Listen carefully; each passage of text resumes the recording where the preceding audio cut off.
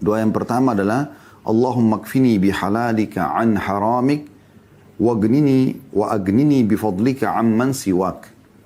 Ya Allah, cukupkanlah aku dengan rezekimu yang halal dari yang haram. Dan cukupkanlah aku dengan karuniamu agar aku tidak membutuhkan lagi selainmu. Atau membutuhkan dari selainmu.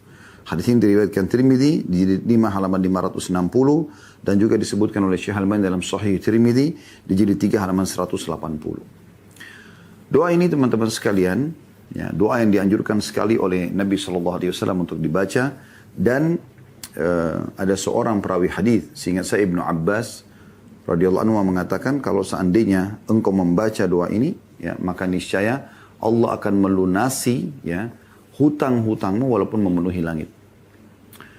Dan ini potongannya kita bisa bagi dua doa ini. Ya Allah, cukupkanlah aku dengan rezekimu yang halal dari yang haram. Maksudnya agar selalu pendapatanku hanya yang halal saja, ya. Yang betul-betul aku bebas untuk mengelolanya, menikmatinya. Dan potongan yang kedua adalah dan cukupkanlah aku dengan karuniamu agar tidak membutuhkan dari selainmu. Maksudnya ini menyinggung masalah utang. Supaya aku tidak akan pernah utang lagi sama orang lain. Dan tolong lunasilah utang-utangku tersebut. Ini makna daripada doa yang pertama. Doa yang kedua ada poin B-nya. Allahumma inni a'udzubika minal hammi wal hazan wal ajzi wal kasal wal bukhli wal jubni wa dala'id daini wa galabatir rijal. Ya Allah, sungguhnya aku berlindung kepadamu dari duka dan kesedihan, kelemahan dan kemalasan, kebakhilan dan sifat pengecut, serta himpitan hutang dan penindasan orang-orang. Hadits ini diriwayatkan Imam Bukhari jilid 7 halaman 158. Pernah ada seorang sahabat datang kepada Nabi SAW dan mengeluhkan tentang utang yang melilit dia. Maka Nabi SAW pun memerintahkan agar dia membaca doa ini agar Allah Subhanahu Wa Taala menyelesaikan utangnya. Diambil dari potongan hadis, ya, potongan doa yang terakhir, wa dala'id daini wa galabatir rijal. Dan selamatkan aku ya Allah dari himpitan hutang dan penindasan orang-orang. Karena dua hal ini sangat berdekatan, ya. Orang kalau utang lama nggak dibayar maka akan bisa memunculkan penindasan, ya. Penindasan pemilik piutang kalau mereka tidak beriman kepada Allah Subhanahu wa taala.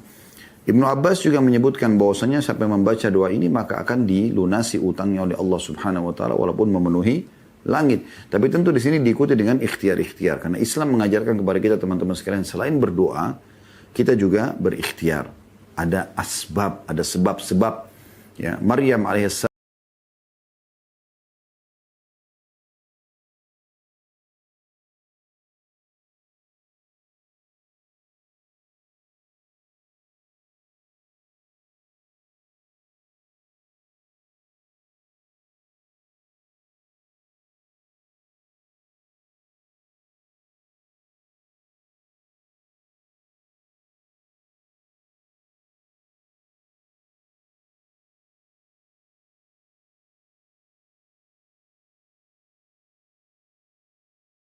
sebab-sebab yang seharusnya sebab itu diikuti. Jadi sebab kita akan sembuh dengan kita ikhtiar berobat, ya. Jadi kita sebab mendapatkan rezeki dengan kita coba bekerja, berusaha, berikhtiar. Nah ini semua poin-poin yang harus diketahui. Kenapa Musa alaihissalam pada saat mau membelah Laut Merah untuk selamat dari Fir'aun, Allah masih suruh Musa untuk mencambukkan tongkatnya ke pinggiran Laut Merah, baru kemudian air Laut Merah itu meninggi seperti dinding-dinding. Kenapa Allah SWT tidak langsung saja menaikkan air tanpa ada cambukan dari tongkat Nabi Musa alaihissalam ke pinggiran laut? Supaya ada ikhtiar, ada sebab yang mendatangkan hasil gitu ya. Itu yang dimaksudkan di sini. Jadi seseorang itu berusaha berikhtiar menyelesaikan hutang-hutangnya sambil dia membaca doa-doa ini tentunya. Tentu doa yang kedua ini memiliki banyak sekali kandungan. Ada 8 hal yang kita berlindung dari Allah Subhanahu wa taala. Yang pertama berlindung dari ham. Allahumma inni a'udzubika minal ham atau duka. Duka biasanya lebih dalam lagi daripada kesedihan, ya. Misalnya kehilangan orang yang sangat dicintai atau dari kaya raya tiba-tiba bangkrut, itu duka. Diistilahkan dengan ham sampai membuat orang itu sulit untuk tidur, ya, sulit untuk makan, beraktivitas, itu diistilahkan dengan ham. Kita berlindung kepada Allah Subhanahu wa taala agar diselamatkan dari duka seperti ini. Wal hazan, hazan kesedihan secara umum, ya. Tapi tidak mendalam seperti ya, ham. Jadi ham itu lebih dalam daripada hazan. Tapi hazan ini teman-teman sekalian secara global. Semua jenis kesedihan yang membuat kita jadi sedih, merasa kecil hati dan segala macam ini kita berlindung kepada Allah Subhanahu wa taala darinya. Kemudian itu yang pertama dan yang kedua. Yang kedua, ketiga dan yang keempat adalah wal ajzi wal kasal. Dan kami berlindung kepadamu ya Allah dari kelemahan, ajz. Selalu merasa, kayaknya saya nggak bisa. Islam selalu mengajarkan, saya bisa. Ya, selama itu halal, lakukan.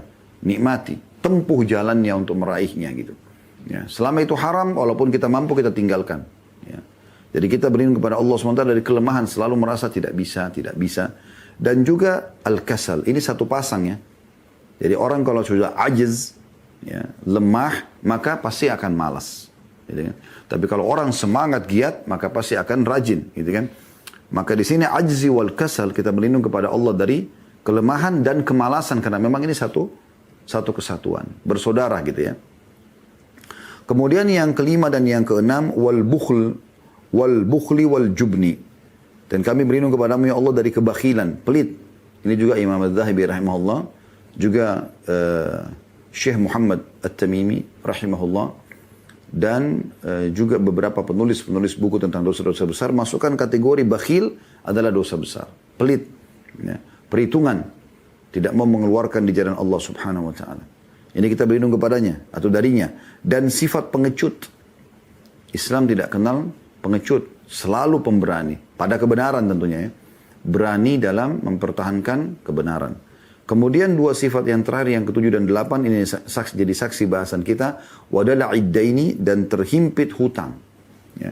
Artinya sampai pada tingkat utang-utang itu saya tidak bisa bayar.